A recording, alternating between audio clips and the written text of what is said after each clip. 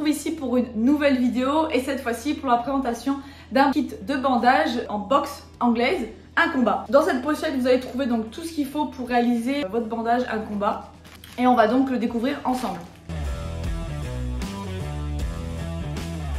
Du coup, on commence par les tapes avec deux tapes logo 2,5 par 13 mètres pour réaliser l'entièreté du bandage de la main et continuer à faire votre main un tape interdoigt en 1,25 par 13 mètres, 7 logoté rouge. Au niveau des gaz, on a choisi de mettre dans ce kit un combat des bandes de gaz de 10 cm par 10 mètres pour réaliser le pad de protection.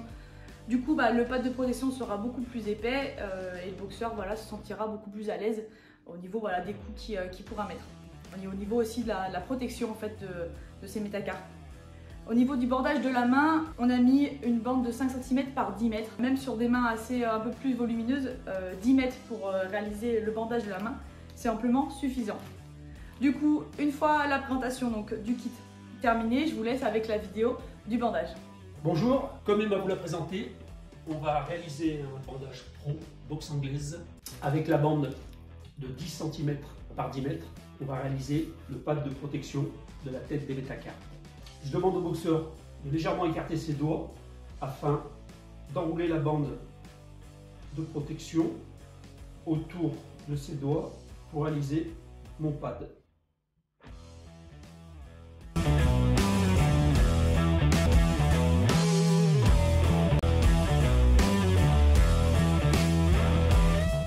Le pad est prêt. On le retire, on le met sur le côté pour la prochaine étape. On va commencer l'enveloppement de la main avec la bande de 5 cm par 10 mètres. On attaque par le poignet vers l'extérieur. Un premier tour. Deuxième tour, on commence à monter. J'ai passé une première fois ici, je me retrouve une deuxième fois ici. Je remonte encore. Une troisième fois. Là, on est sur la bonne hauteur pour un bandage de boxe anglaise.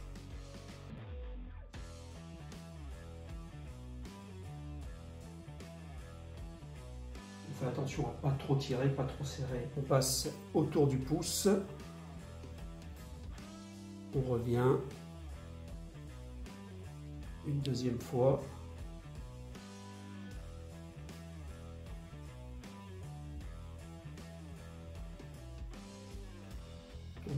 Autour du poignet, on remonte et on commence l'enveloppement de la tête des métacarpes. On peut faire un tour, deux tours, ça c'est à votre choix. Ensuite, on vient poser le pad de protection de façon à pouvoir le replier.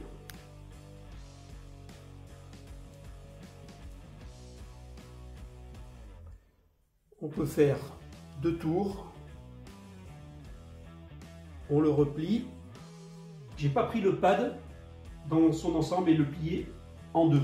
J'ai laissé une partie qui vient recouvrir les métacarpes, qui va servir en quelque sorte d'attelle et tenir toute la plateforme des métacarpes quand le coup est porté. Lors d'un coup porté par l'athlète, par le boxeur, si on protège seulement la tête des métacarpes, l'onde de choc se répercute dans la main. S'il n'y a rien qui lui tient toute la plateforme du dos de la main, on fragilise les métacarpes et ceci, ça peut déboucher sur une fracture de la main, tout simplement.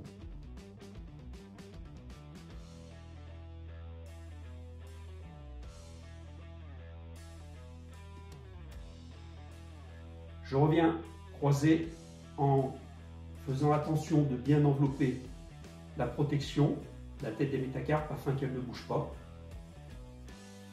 On va repasser plusieurs fois dessus. On redescend, toujours pareil.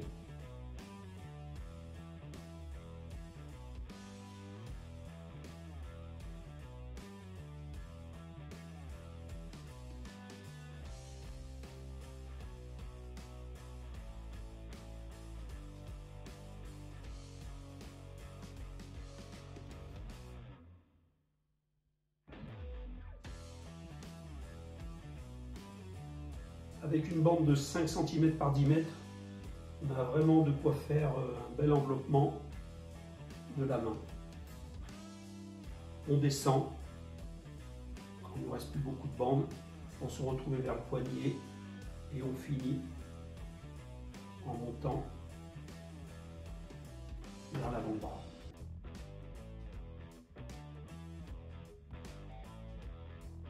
On peut couper le surplus de bande, ça ne sert à rien d'en mettre, histoire d'en mettre.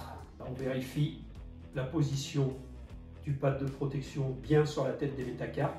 Ensuite, on passe à l'application du tape. Application du tape avec un rouleau de 2,5 cm sur 13 mètres. Je commence par le haut. Je pose mon doigt afin de ne pas trop tirer et serrer. Je fais le tour. On peut demander au boxeur si la tension est suffisante, si c'est pas trop lâche, si on serre trop. Il faut bien faire attention de ne pas trop serrer afin de ne pas écraser tout ce qui est artère et veine pour éviter le gonflement de la main ou une mauvaise circulation. Je viens doucement vers le poignet en faisant attention de ne pas trop tirer. Je pose mon doigt.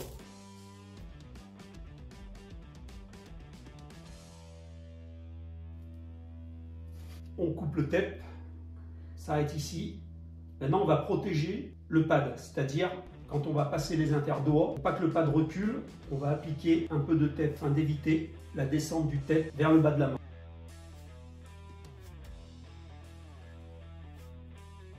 On passe autour du pouce.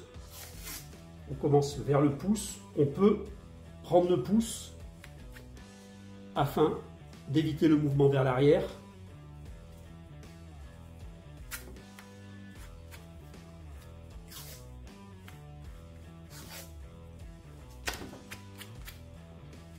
Là, le pad est sécurisé, on va passer aux interdoigts.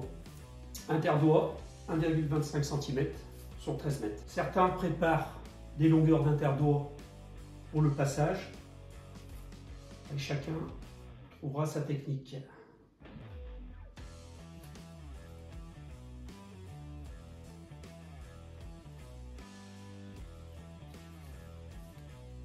On vient, on pince afin que ça ne colle pas. Serre ton poing, on appuie bien, hop, la main bien droite dans l'alignement de l'avant-bras.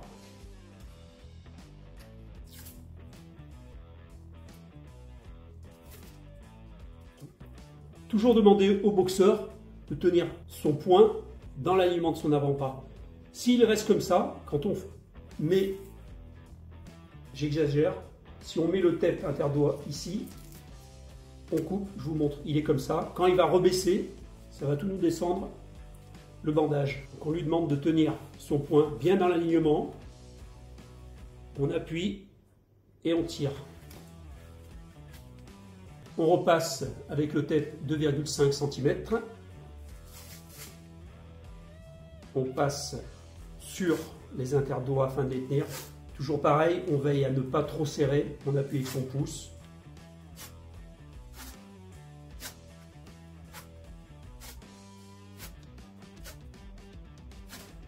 On peut venir passer de suite, enrouler le pouce et le protéger.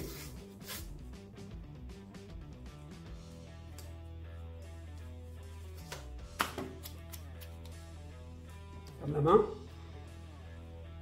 On vérifie une dernière fois, c'est impeccable. On va couper des bandes sur le dessus de la main. Là, on fait attention avec le tape de ne pas passer sur la tête des métacarpes. On doit s'arrêter bien sur le sommet. En général, quand il ouvre la main, quand le boxeur ouvre la main, ça correspond à peu près à 2,5 cm, une largeur de tête. On passe bien sur la gaze. On tient, tourne, ferme le poing. Si à ce moment-là, on veut mettre de la tension, c'est bien ici qu'on doit la mettre. Je tiens et je serre. Tourne. Tourne. Ferme ton poing. On peut venir à commencer directement à poser le bandage en croix afin de protéger le poignet, limiter les mouvements du poignet pendant le combat. Je vais réaliser donc une croix avec plusieurs longueurs de tête. On peut passer ici légèrement sur le pouce.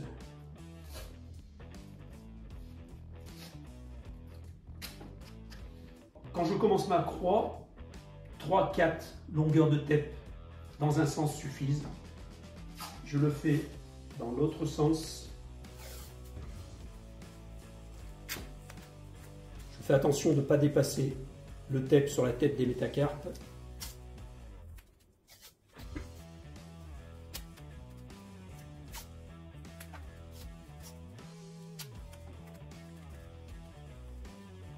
La croix est finie. Je peux protéger maintenant le poignet dans les mouvements latéraux. Je commence par l'extérieur.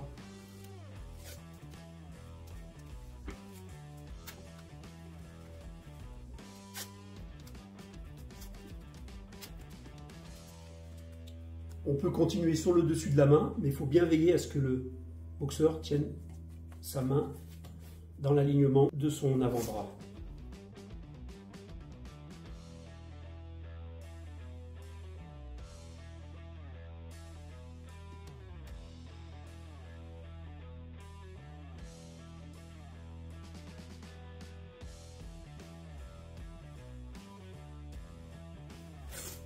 On finit l'application des bandes dans le sens de l'avant-bras vers la tête des métacarpes. Pour cette dernière bande, on peut venir jusque sur le pouce.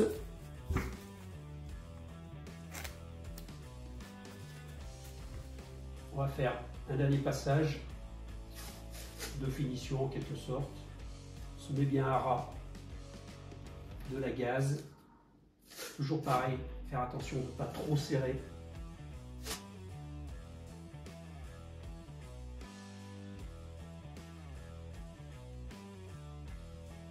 On peut reprendre le pouce une dernière fois. Bien faire attention de passer sur la gaze, de ne pas attraper à même la peau. On revient, on coupe à cet endroit. Le point.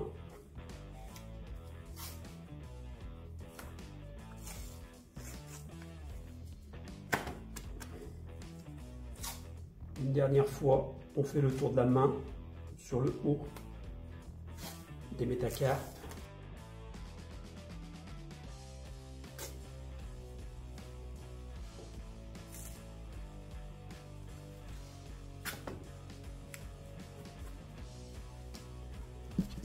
La pose du tape est finie. On va dégager la main sur l'intérieur avec un ciseau petit blister.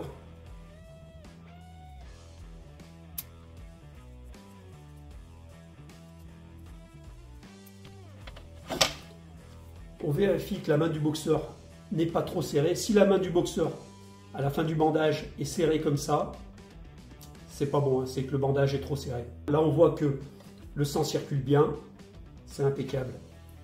On finit le bandage en haut, on peut faire quelques entailles sur le scotch, sur le tape.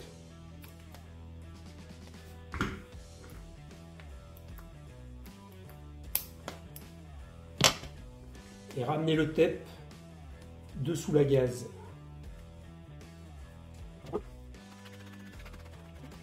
On passe le ciseau afin de bien aplatir tout ce qui n'aurait pas pu coller. Le bandage est terminé. Il est sécuritaire pour le boxeur. Une bonne protection au niveau de la tête des métacarpes. Une bonne protection au niveau du dos de la main. Une bonne protection dans les mouvements du poignet. La paume de main n'est pas serrée, donc la circulation est correcte. C'est un bandage sécuritaire et confortable. Nous avons utilisé pour le bandage une bande de 5 cm par 10 mètres, une bande 10 cm par 10 mètres. Concernant le tape de 2,5 par 13 mètres, j'ai utilisé, disons, les 3/4 du rouleau. Pour l'interdoigt, sur un rouleau de 13 mètres, j'ai utilisé entre à peu près 3 mètres, ce qui en laisse largement pour l'autre main. Ce bandage a été fait avec ces gaz ETEP pour une main moyenne, voire petite. On peut aller jusqu'à des mains assez grandes. Et pour des mains vraiment de poids lourd qui sont bien plus grandes, bien plus imposantes, on a des gaz qui vont jusqu'à 18 mètres, toujours en 5 cm. Et pour la réalisation du pad, des bandes qui sont en 15 cm de large sur 10 mètres. Bien assez, même pour des grosses mains. Bon, cette vidéo touche à sa fin. Vous avez donc tout ce qu'il vous faut pour réaliser un bandage correct, réglementaire et conforme pour le boxeur, avec tout le matériel nécessaire. On vous donne donc rendez-vous sur notre chaîne pour d'autres vidéos et d'autres présentations de kits de bandage comme celui-ci. Sur cette chaîne également, vous allez pouvoir retrouver des petits tips, des petits conseils quant à l'application des soins, que ce soit en dehors du ring ou directement pendant la minute de repos. Aussi, on va vous présenter donc nos produits qu'on appelle les outils du cutman, tels que les serviettes, etc.